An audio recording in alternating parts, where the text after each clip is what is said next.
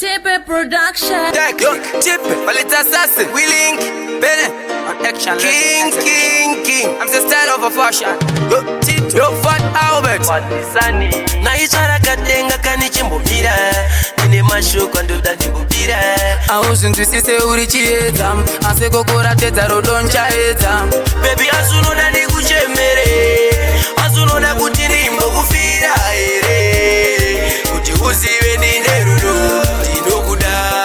Baby unonitomora mbreni, ndafamba lomjeni, chibatika padeni, apana chakaipa tikatikatipa, love ya unonipa, ndifenda kakusipa. Unouya here ndikumirire kuzimbe, ndikutakurire chirongo handizisimbe, ndiro shoko rerudo mdiwa usafike, nditendere mumoyo mako umo ndipinde.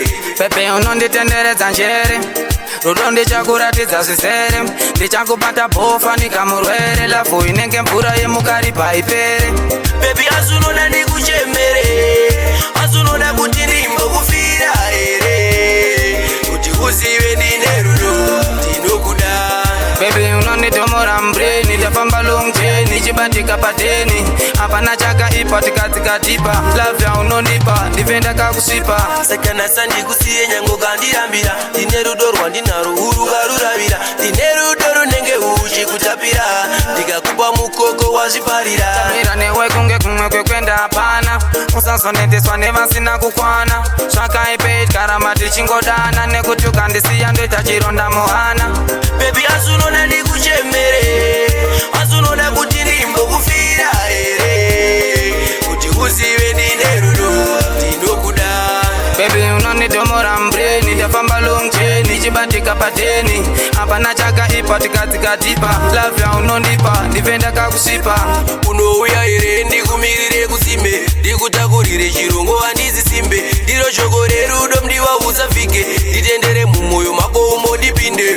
Baby unonditenderedza njere, rudo ndichakuratidza zvisere, ndichakubata bhofa nikamurwere, lavhu inenge mvura yemukaripa ipere. Baby azunoda ndikuchemere, azunoda kuti ndimbokufira here, kuti uzive ndine rudo ndinokuda. Baby unonitomora mbreni, ndafamba lomjeni, chibatika padeni, apana chakaipa tikatikatipa, love ya unonipa, ndifenda kakusipa. Sakanasa ndikusiye nyango kandirambira, ndine rudo rwandinaro urukaruravira, ndine rudo runenge uchikutapira, ndikakupa mukoko wazviparira. Tamira newe kunge kumwe kwekwenda hapana, usazoneteswa nevasina kukwana, zvakaipe karama tichingodana, nekuti ukandisiya ndoita chironda muhana. Tipe Production.